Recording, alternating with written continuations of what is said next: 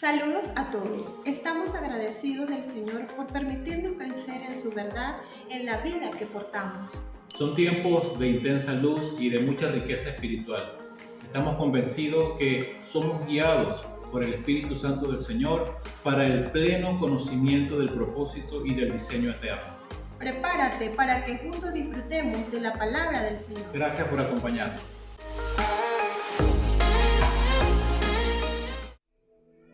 Te damos gracias porque tú eres bueno, porque tu bondad es para siempre, Señor. Gracias por tu vida en nosotros. Gracias porque el sacrificio de la cruz nos reconcilió con tu propósito eterno. Muchas gracias, Señor, te damos. Amén y amén. Sean bienvenidos. Dígale a la persona que tiene al lado, prepárate para recibir lo que Dios tiene.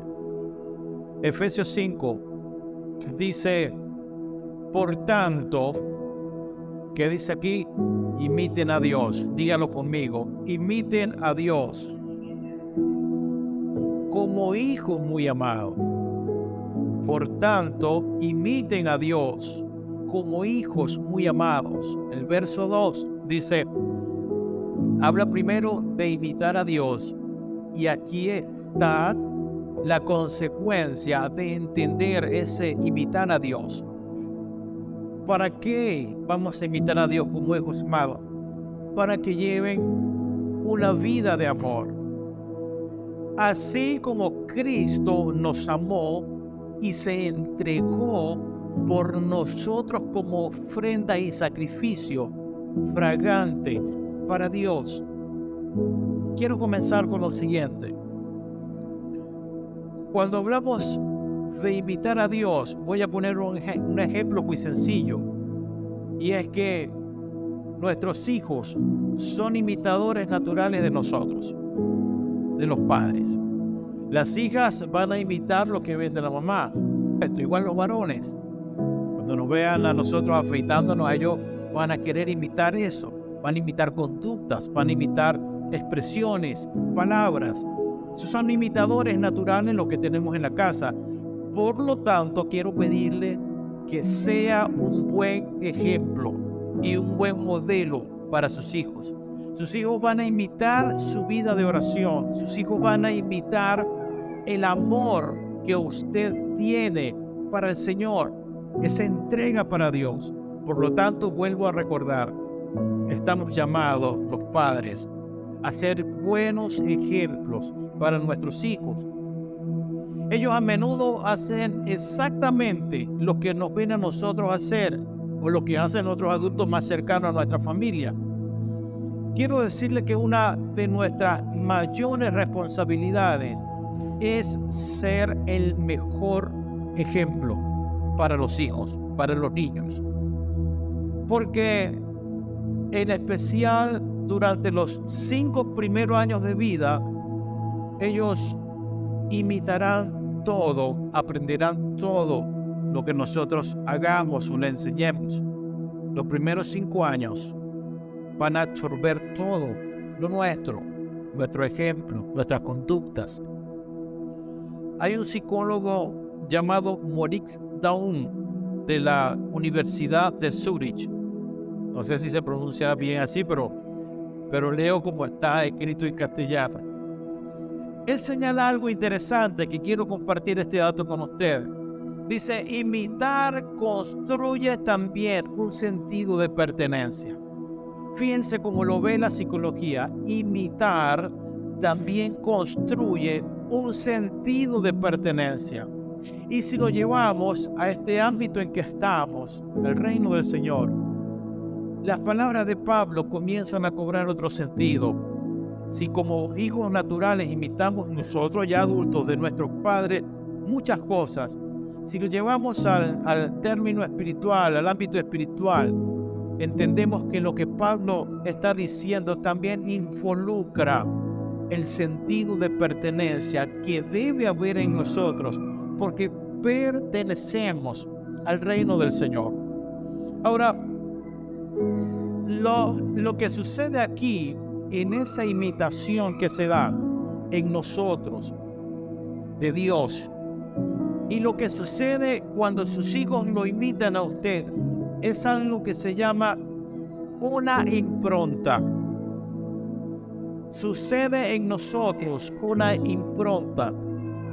Y esa impronta será determinante. Esa impronta será determinante. Ahora, esa impronta es una huella. Esa impronta es una marca. Es un rasgo peculiar y distintivo que una persona deja en sus obras y que la distingue de otras.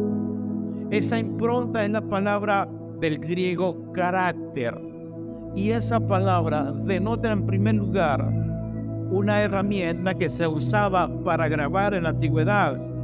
Es una estampa o es una impresión, como sobre una moneda o un sello, en cuyo caso ese sello también hace una impresión y lleva una imagen. Esa impronta era usada también para eso. Era una especie de sello que se ponía en algunas comunicaciones, algunas cartas que se enviaban.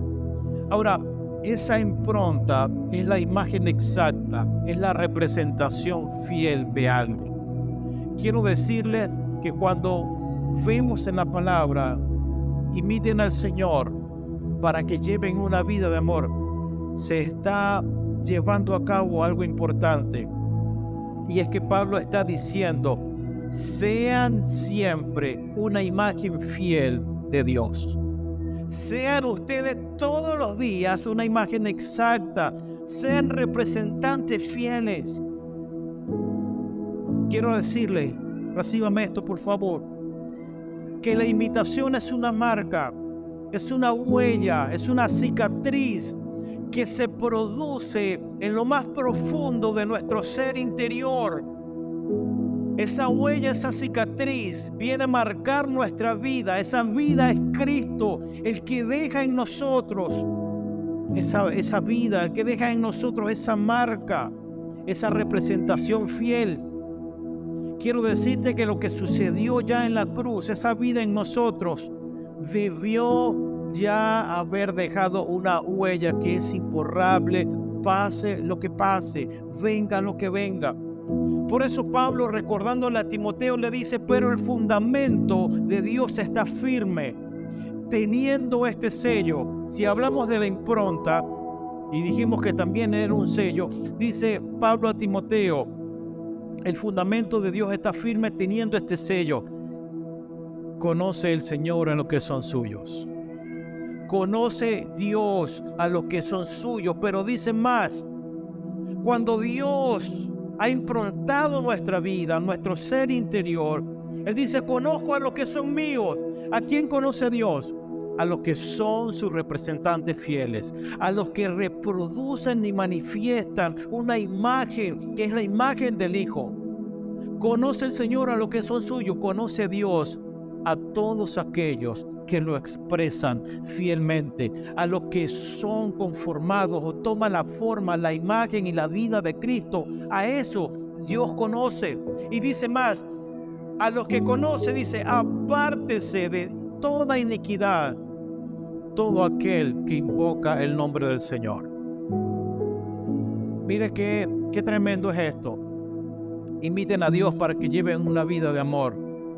Pero también dice, como ya hemos sido improntados y marcados por la vida del Señor en nosotros, apártese de toda iniquidad todo aquel que invoca el nombre de Cristo. Claro, el que invoca el nombre de Cristo es alguien que sabe que su vida, que era antes pasada con algunas cosas, una vida vieja, una naturaleza vieja, esa persona que invoca a Dios, claro, entendió que debe apartarse de muchas situaciones, de cosas, de personas.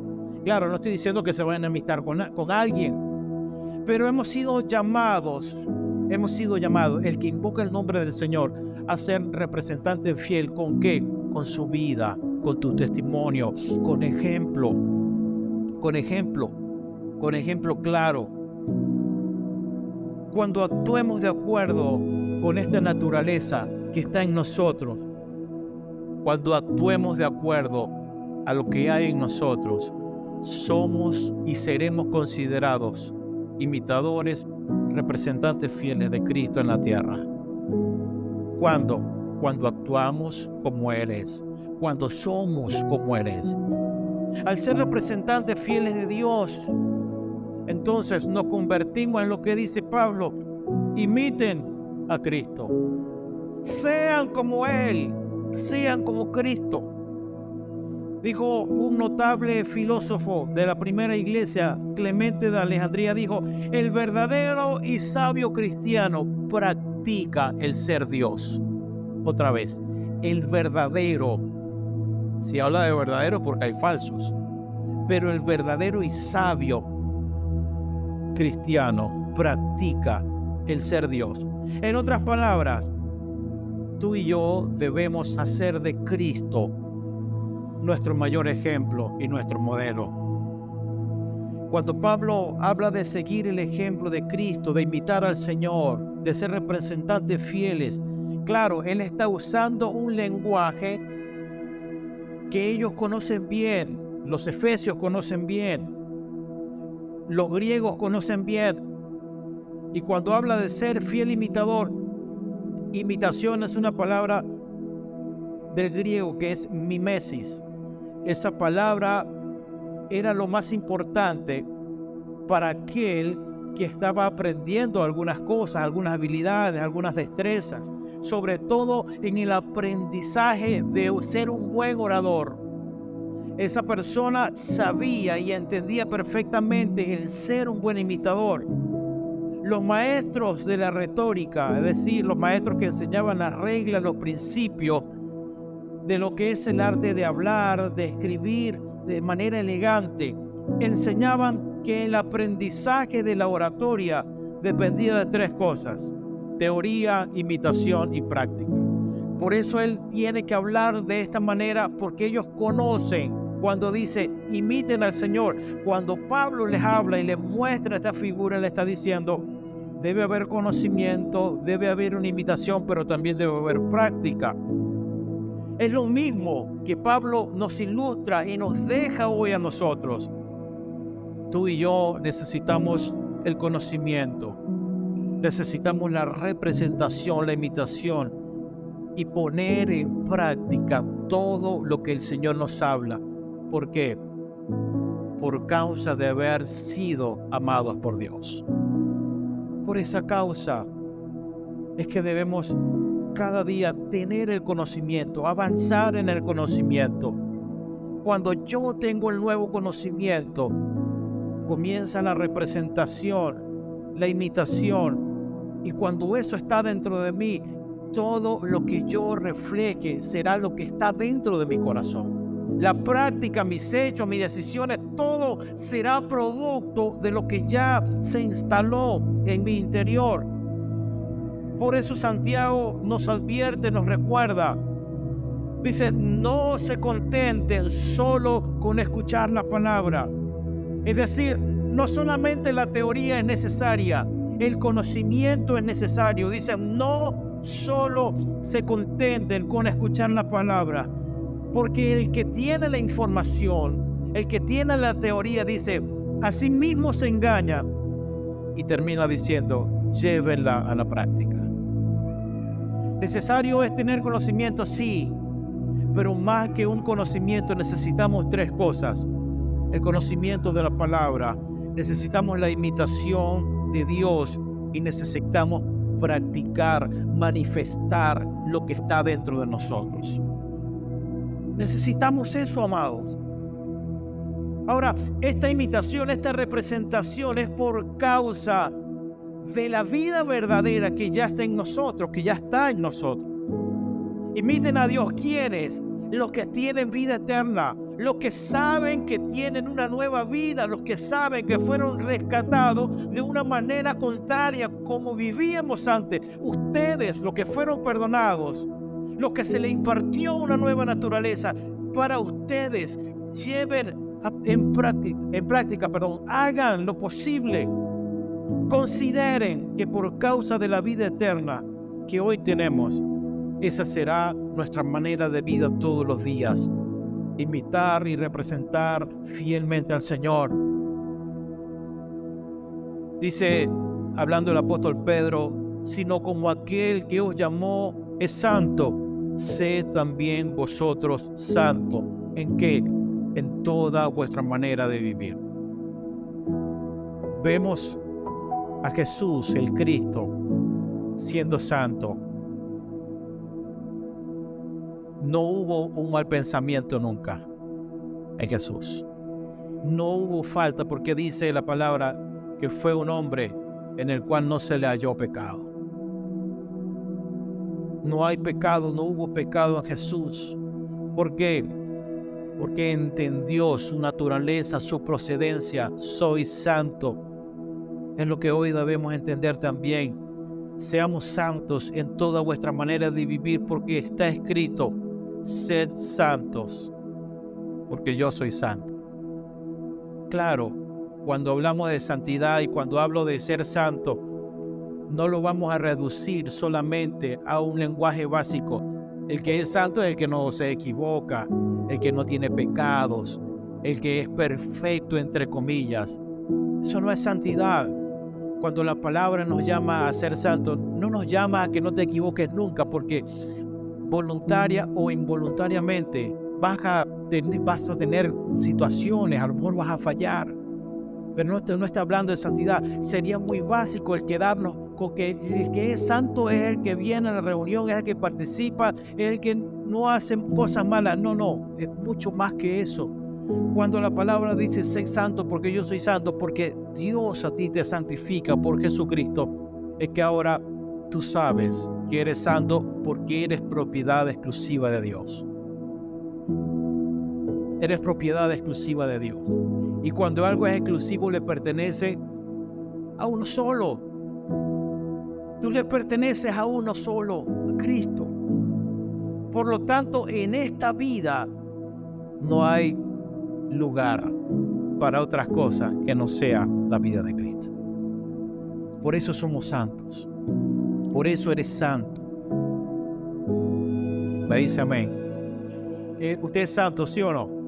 Claro que somos santos. Asistir a un lugar, los días de reunión, eso, para algunos eso lo hace santo, pero eso no tiene que ver con santidad. No es malo, es bueno, es necesario. Hoy entendemos por qué estamos acá congregados, pero no es todo.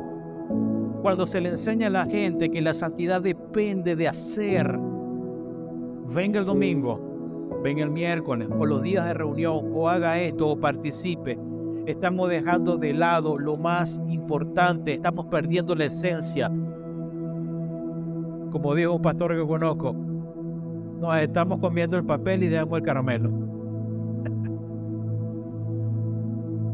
Nos quedamos con las formas, con la estructura, con la reunión. Hice algo para Dios, soy santo.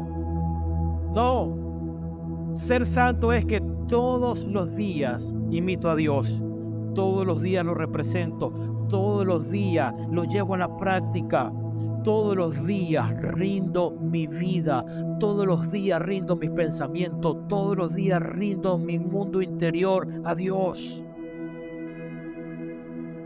Debo decir que esta acción, mimetes del griego, imitador, tiene una medida de crecimiento. Mire cómo comienza Pablo: imiten a Dios. La pregunta es, ¿hasta cuándo debo imitar a Dios? ¿Hasta cuándo? ¿Cuánto tiempo debo imitar a Dios? La respuesta está: hasta que todos alcancemos tal unidad de nuestra fe y conocimiento del Hijo de Dios. ¿Hasta cuándo? Hasta que seamos maduros. Es decir, hasta que lleguemos a la plena y completa medida de Cristo. Hasta ahí es nuestro crecimiento. Es todos los días, es constante, es continuo. Bueno, yo me siento bien, no estoy haciendo cosas malas, estoy tranquilo, voy al servicio, a la reunión, creo que ya cumplí, creo que eso es imitar a Dios. Error, es mucho más que eso. Hasta crecer, hasta ser maduro. Los niños imitan, pero cuando crecen manifiestan lo que aprenden. Porque dejaron de ser niños, ahora son adultos. En lo espiritual comenzamos como niños, pero cuando vamos madurando nuestra vida tiene otro sentido, cambia, porque vamos entendiendo y comprendiendo en dónde estamos, para qué fuimos llamados por gracia, por qué fuimos elegidos y para qué estamos en este reino. Y lleven una vida de amor así como Cristo nos amó y se entregó por nosotros como ofrenda y sacrificio para Dios. Además de imitar, además de representar fiel a Dios, también debemos practicar esta entrega que Jesús tuvo. Esta entrega que lo presenta como ofrenda y sacrificio al Padre. Es una ofrenda y un sacrificio que agradó a Dios lo que hizo Jesús en la tierra. Esta entrega, este sacrificio también incluyó en Jesús, incluye en usted y en mí el sometimiento voluntario en obediencia a su voluntad. Jesús dijo un día: Padre, si quieres, no me hagas beber este trago amargo, pero no se haga lo que yo quiero, sino lo que tú quieres. Cuando yo vivo así, entiendo que el representar al Señor, que el vivir de esta manera, me debe llevar a un sometimiento voluntario a Dios. Jesús nos habla: yo quiero esto, pero no se haga lo que yo quiero.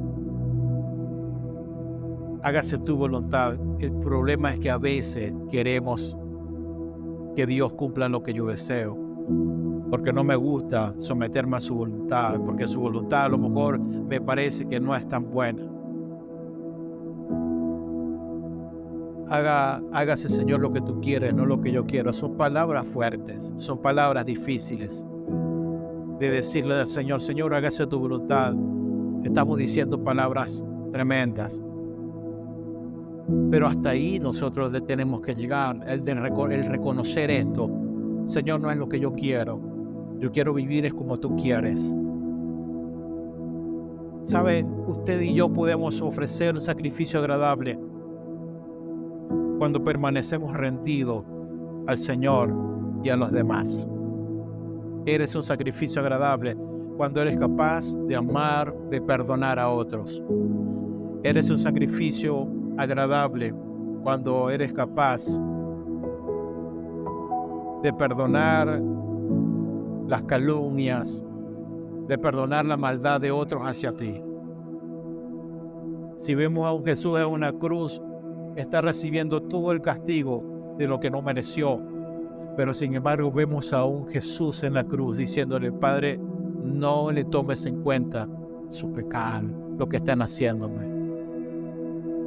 Es una vida que está dentro de nosotros para imitar, para expresar, también ahí, en el perdón y en el amor a otros. Cuando habla de que Jesús como ofrenda y sacrificio para Dios, es que tú y yo somos un sacrificio de alabanza. Y un sacrificio de alabanza no es, bueno, el sacrificio de alabanza es que voy a pasar todo el día cantando. Todos los días voy a cantar. Voy a pasar, 24 horas cantando. No. El sacrificio de alabanza no es eso. Porque pudiéramos cantar 24 horas, ¿sí o no? O una semana. Yo no sé si llegáramos a una semana cantando las 24 horas. Pero en algún momento vamos a parar porque nos vamos a cansar. Y como el sacrificio de alabanza no tiene que ver con cantar, el sacrificio de alabanza es espiritual, es continuo. El sacrificio de alabanza que Dios quiere es la rendición en obediencia a lo que el Padre quiere, a lo que el Padre nos demanda. Pablo usa una expresión: aroma de perfume o fragancia, y utiliza una idea muy antigua como el sacrificio mismo. Cuando se ofrecía un sacrificio en el altar, saben que El sacrificio era por pecados, ¿verdad? Por los pecados. Había un altar, el altar era construido con piedras, había un sacerdote y había una ofrenda. Bueno, todo eso era quemado. Cuando se ofrecía un sacrificio en un altar, el olor de la carne quemada subía al cielo y el Dios al que se le ofrecía ese sacrificio se deleitaba con ese olor. Un sacrificio que tuviera un aroma de un perfume era especialmente agradable y aceptable al Dios al que se le ofreciera. Levánteme su mano, por favor, porque quiero dejarle esto. Cada vez que tú y yo morimos a nosotros mismos, cada vez que tú mueres a tus deseos, a tus intereses, cada vez que morimos a nuestro yo y manifestamos el carácter de Cristo, estamos siendo ahí el altar, la ofrenda, estamos siendo un sacrificio agradable, fragante para Dios. Estás siendo carne quemada para Dios. Cuando venimos a un lugar de reunión como este y no rendimos nada y nos vamos iguales, no somos sacrificio agradable. La idea de estar acá, además de ser edificado, es que también rindamos algo ante Dios. Yo soy un sacrificio de alabanza todos los días, porque todos los días rindo a Dios todo aquello que me quiere separar de su voluntad, de su paz, de su vida. El sacrificio de alabanza es continuo porque salgo de aquí y me mantengo igual donde estoy, donde vaya. Eso es lo que el apóstol Pablo nos llama: imiten a Dios.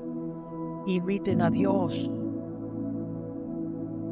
Cada vez que nosotros nos negamos a nosotros mismos por amor a Dios, por amor a mi familia, por amor a los hermanos de la congregación, esa negación se transformará en una ofrenda y en un sacrificio continuo que Dios recibirá con agrado.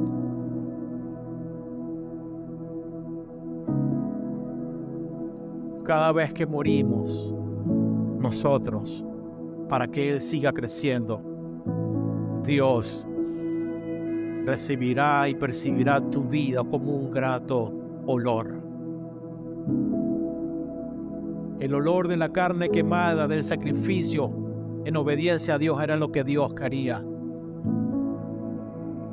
Permita al Señor en nosotros ser carne quemada todos los días de nuestra vida, para que Él esté agradado de lo que tú eres y de lo que tú estás manifestando por causa de lo que vive dentro de ti, que es su Hijo. Avanzo con esto. Pablo comienza en el verso 3 a advertirnos sobre algunas cosas que no pertenecen a aquel que no vive de esta manera, imitando, representando, fiel a Dios, manifestando a Dios, aquel que no es una ofrenda y un sacrificio para Dios. Comienza a exhortarnos en el verso 3. Entre ustedes ni siquiera debe mencionarse la inmoralidad sexual, ni ninguna clase de impureza o de avaricia, porque eso no es propio del pueblo santo de Dios. Claro, es una carta que le está escribiendo a la iglesia de Éfeso. Él está atacando, y ya lo voy a explicar, algo muy fuerte. Por eso habla de esto. Verso 4, tampoco debe haber palabras indecentes, conversaciones necias. El hecho de que sea una carta para Efesios no es que no aplique para nosotros. Hay cosas que vamos a rescatar de aquí. Conversaciones necias también tienen que ver con todo lo que hablo que no sea Cristo.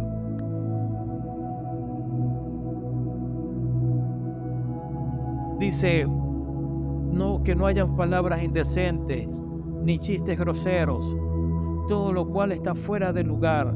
Haya más bien acción de gracias,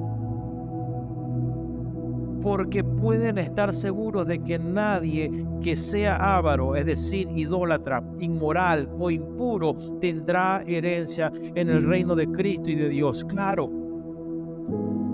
el apóstol está atacando una doctrina que se metió en Éfeso en su tiempo, que enseñaba a las personas a tomar estos asuntos que él menciona a partir del verso 3, que lo tomen con ligereza. Esto no debe ser tan importante. No hagan caso a eso. Y en el mundo antiguo hubo una línea de pensamiento que Pablo comienza a combatir. Hay dos cosas. La primera línea de pensamiento es el gnosticismo. A lo mejor ya algunos conocemos que eso, otro es la primera vez. El gnosticismo es una creencia dualista, es decir, el bien frente al mal. Esas dos cosas. El gnosticismo enseña el espíritu frente a la materia. Eso se metió en la iglesia de los Efesios y partía de la base que solo el espíritu es bueno y la materia siempre es y será mala. El gnosticismo enseñó en ese tiempo que hay que valorar más el espíritu que la materia, porque la materia o el cuerpo es despreciable. El gnosticismo dice que una persona se compone de dos partes, cuerpo y espíritu, pero la Biblia no habla de eso. Bueno, eso se metió en la iglesia de Éfeso. Esa doctrina comenzó a meterse para que ellos perdieran de vista lo más importante.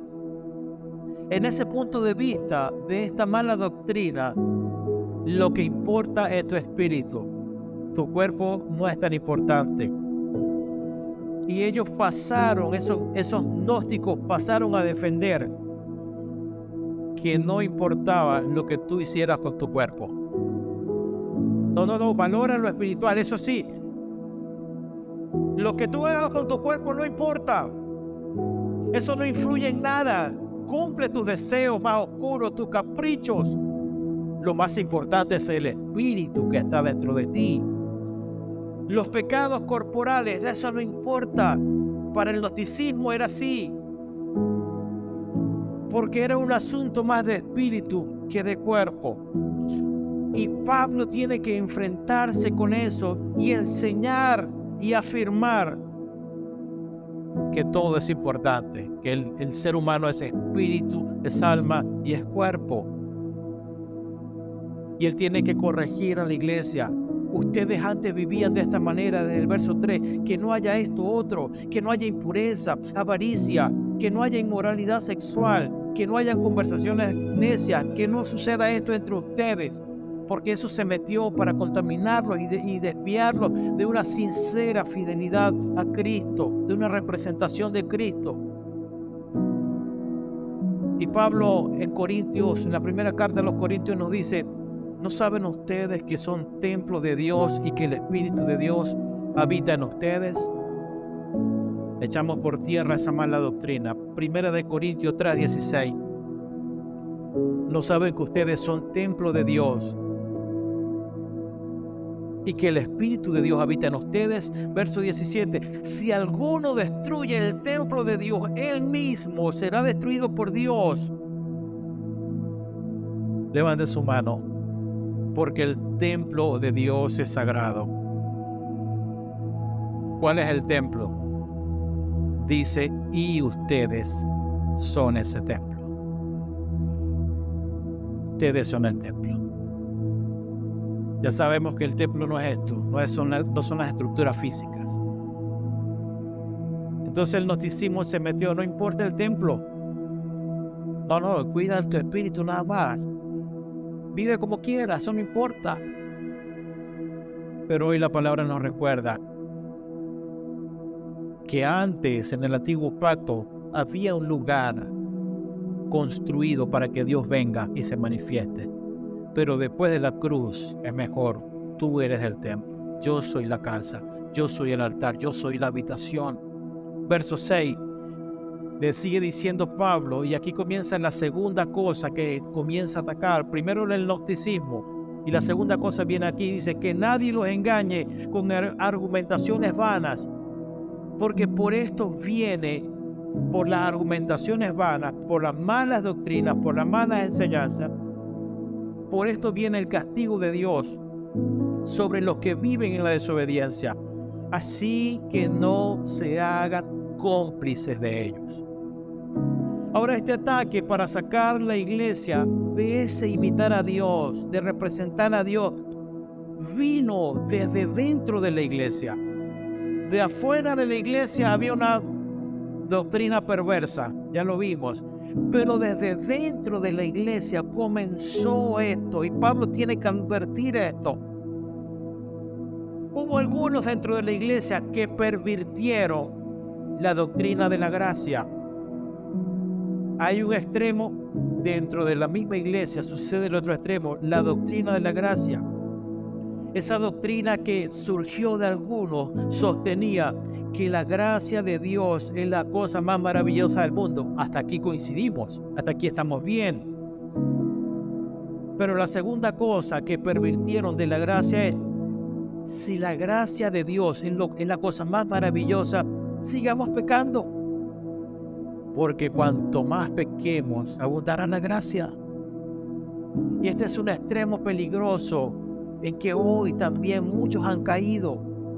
Yo no estoy bajo la ley, estoy bajo la gracia, por lo tanto puedo vivir como yo quiera porque ya Cristo me perdonó.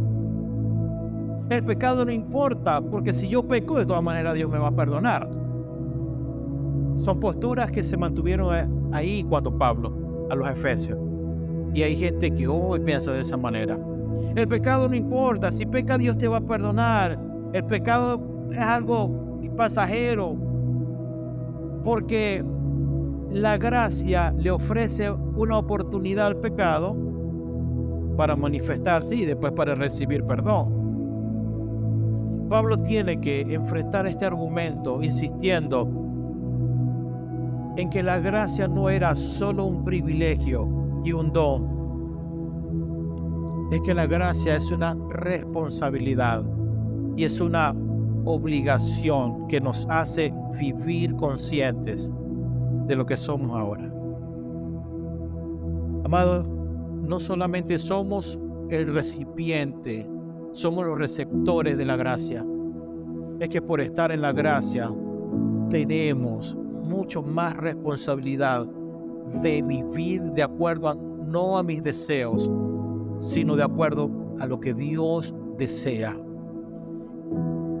Por supuesto que es verdad que el amor de Cristo, que el amor de Dios perdona y nos perdonará, pero el mismo hecho de que Dios nos ame nos impone una obligación, una responsabilidad de hacer todo lo posible para corresponder ese amor con que fuimos amados.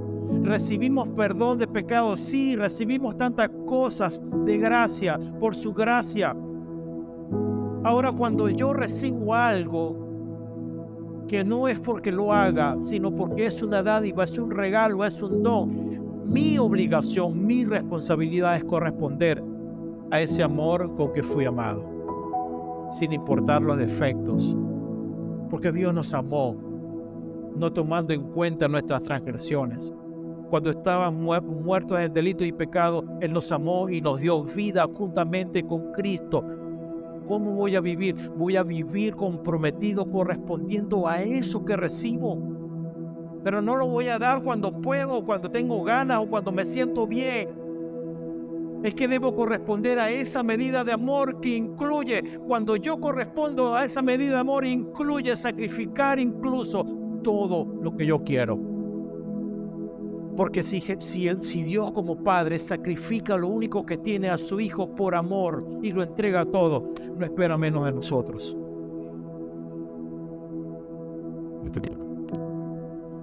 Verso 6. Que nadie los engañe con argumentaciones vanas, porque por esto viene el castigo de Dios sobre los que viven en la desobediencia. El verso 8, Raquel. Porque ustedes, diga conmigo, antes, ¿qué cosa? Éramos oscuridad, antes. Le estoy hablando a los que están acá y a los que nos oyen en el canal. Porque ustedes antes eran la oscuridad, diga conmigo, pero ahora, ¿qué somos? Luz en el Señor. No dice ustedes serán luz en el Señor si se portan bien, si vienen a la reunión, si hacen cosas buenas, que hay que hacerlas, que hay que venir. Pero dice, ustedes ya son. Ustedes son luz en el Señor. nada te puede desconvencer de lo que tú eres. No lo digo yo, lo dice la palabra. Antes era en oscuridad. Bueno, ¿qué quiere Dios? Que todo vestigio o resto de oscuridad vaya desapareciendo a medida que voy creciendo en el Señor, a medida que voy aumentando en Él, a medida que maduro, a medida que lo conozco a través de su palabra, de esta relación íntima que debo tener todos los días. A medida de eso, esas oscuridades en algunas áreas de nuestra vida van desapareciendo, porque cuando comienzo a madurar me doy cuenta que lo que está dentro de mí y para lo que he sido llamado es más importante, y vale la pena vivir así, comprometido con Dios. Pero ahora son luz en el Señor. Levante su mano, por favor. Vive como hijo de luz. Vive como el hijo de la luz. Todos los días, en cualquier parte. El fruto de la luz consiste en toda bondad, justicia y verdad. Eso manifestaremos como fruto. Verso 10, y comprueben lo que agrada al Señor. No tengan nada que ver con las obras infructuosas de la oscuridad, sino más bien denúncienlas. Verso 12, porque da vergüenza aún mencionar lo que los desobedientes hacen en secreto. Pero todo lo que la luz pone al descubierto se hace visible. Porque la luz es lo que hace que todo sea visible. Por eso dice, despiértate tú que duermes, levántate de los muertos y te alumbrará Cristo. Pero todo lo que hace la luz, pero todo lo que provoca la luz, lo pone al descubierto, lo hace visible. ¿Qué es la luz? La luz es lo que te hará producir buen fruto todos los días. La luz que es Cristo nos hará personas útiles para Dios, para tu familia, para tu prójimo, para los demás. La luz nos hará hombres y mujeres para no fallar, para no faltar. La luz hará que tú cada día seas más fuerte y te hará permanecer entendiendo a qué le vamos a ser fiel. La luz nos permite distinguir entre lo que es del agrado de Dios y lo que no es. La luz expone lo malo. Mientras algo de nuestra vida, así sea inocente, o veamos, no, bueno, es que yo no creo que esto deba ofender a Dios, yo lo sigo haciendo. Mientras una cosa se haga en secreto, seguirá haciéndose. Pero cuando se saca a la luz del día, esas cosas, esas obras mueren por causa natural. Cuando la luz expone nuestra vida, nunca será para condenarte. Cuando Cristo, que es la luz en nosotros, hace visibles ciertas cosas en nosotros, no es para traer condenación. No es tampoco para traer juicio, es para preservación, es para salvación. Cuando haya algo de Dios que nos hable, que nos confronte, que nos lleve a salir de donde estamos para corresponder al Señor, amado, es Dios, por causa de la vida eterna, por causa de la preservación de la salvación, es Dios que te está perfeccionando. Es lo que Dios quiere cada día, hacerte más exacto, perfeccionarte para que puedas crecer. Esta vida es temporal, es pasajera, nadie sabe cuánto tiempo va a estar acá. Pero lo que sí tenemos es la certeza de que ya en nosotros hay una vida eterna. Por causa de la vida eterna, vive de esta manera.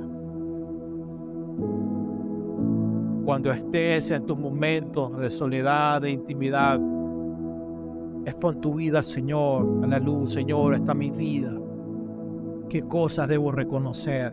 qué cosas debo sacar de mí, qué cosas debo exponer para que tu luz en mí pueda alumbrarme y pueda ver claramente y reconocer en qué lugar tú no gobiernas. Aleluya. Gracias, Señor Jesús. La manera más eficaz de limpiar los rincones oscuros de nuestros corazones, la manera más efectiva de limpiar esta sociedad que vemos hoy en día, la manera más expedita para limpiar es exponernos a la verdad, es hablarle la verdad a otros, es llevarlos no a confrontarlos, sino llevarlos a que puedan reconocer su debilidad, y en esa debilidad el Señor pueda manifestarte y alguien pueda salir realmente fortalecido. Me conviene mostrar, me conviene reconocer que soy débil, dijo Pablo, porque mientras más débil soy, su poder me perfecciona. Su poder obrará en mí, su poder obrará en mí. Pero hay que exponer las cosas. Soy débil, sí, pero no siempre será así. Pero cuando lo reconozco, cuando lo rindo al Señor, entonces puedo comprobar eso que vio Pablo. Sí, soy débil, es verdad, me suceden estas cosas, pero me conviene exponerme así, débil, frágil como soy, que Dios me conoce, porque cuando lo hago, su poder me perfeccionará. ¿Para qué?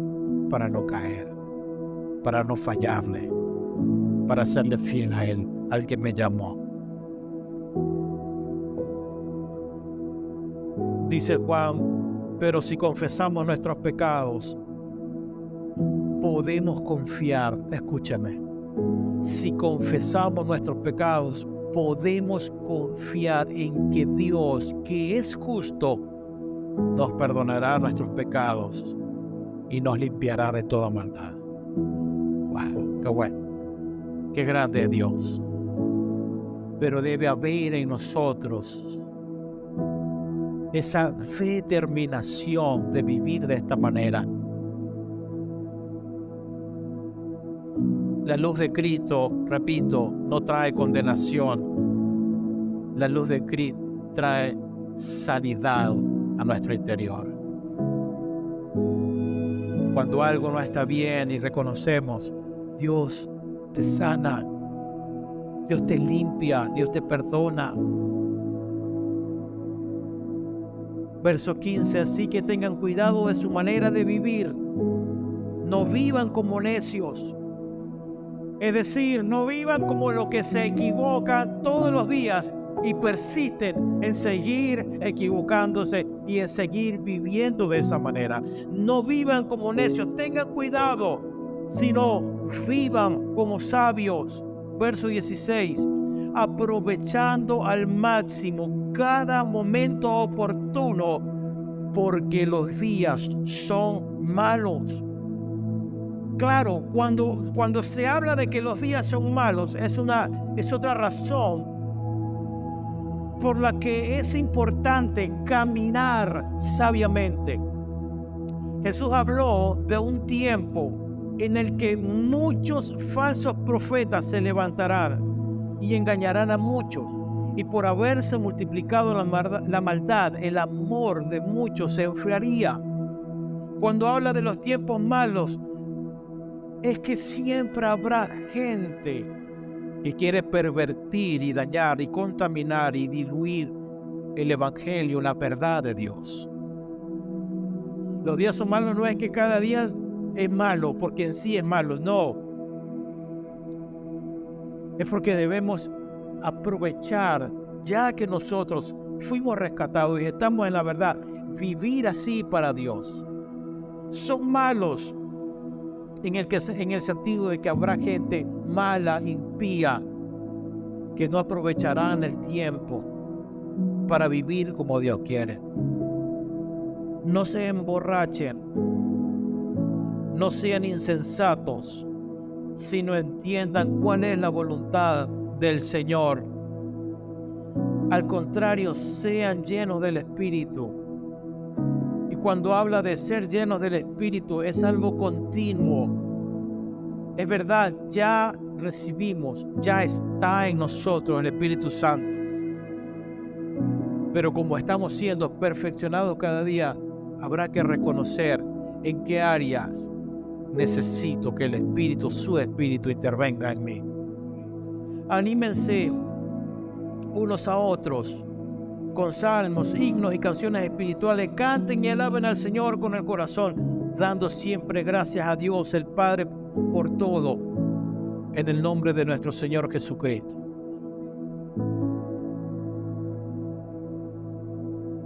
Aprovechando al máximo cada momento oportuno. Ponte de pie, por favor. Termino con esto. Aprovechen al máximo cada momento oportuno. Pablo nos recuerda, nos dice que aprovechar al máximo cada momento oportuno es vivir para darle gloria a su nombre. Vivir mis actos, mis frutos, mi testimonio, mis decisiones es para cada día traer gloria a su nombre. Eso es aprovechar al máximo el tiempo. La idea que hay detrás de aprovechar bien el tiempo es comprar oportunidades como un hombre astuto de negocios. Comprar oportunidades como alguien que ve una oportunidad de invertir, que sabe, esta es mi oportunidad de invertir para ganar. Bueno, aprovecha cada oportunidad que trae cada día para que vivas de esta manera para Dios. Eso es aprovechar el tiempo al máximo. Por tanto, tened cuidado como andáis, no como insensatos, sino como sabios. No nos cansemos de hacer el bien, no nos cansemos de vivir así, porque a su debido tiempo cosecharemos si no nos damos por vencidos. Bendito sea el nombre del Señor. Por tanto, imiten a Dios como hijos muy amados y lleven una vida de amor, así como Cristo nos amó y se entregó por nosotros como ofrenda y sacrificio fragante para Dios. Señor, gracias por tu palabra que es palabra viva, que es palabra fiel, que es palabra que viene a traer nutrición a nuestra vida espiritual, que viene a alimentar, Señor, esta vida que hoy está en nosotros. Señor, así como nos alimentamos y alimentamos esta vida, así queremos que en cada área, Señor, esa llenura de tu Espíritu pueda llegar, que le permitamos el acceso, que haya una rendición en nuestros corazones y en lo más profundo de nuestro ser. Te damos gracias porque tu palabra da frutos y que cada palabra que tú nos dejas no es palabra hueca, vacía, sino que hará, Señor, y producirá un efecto en nosotros, en lo más profundo de nuestros pensamientos, Señor, para quedarnos con la mejor parte. Señor, hoy te decimos que queremos vivir de esta manera, rendidos a ti, a tu causa, al Evangelio, a la verdad, a la luz. Señor, es un compromiso que queremos hoy asumir de vivir de esta manera, de vivir como la ofrenda, como el sacrificio agradable, como ese olor a carne quemada cuando era consumado el sacrificio. Señor, ese aroma, ese humo que llegaba ante tu presencia, así sea cada una de nuestras acciones, decisiones, mientras estamos de paso en esta tierra. Enséñanos, Señor, condúcenos, guíanos, porque es nuestro deseo el agradarte y el querer ser como tú quieres. En el nombre de Jesús, por favor, me dice amén.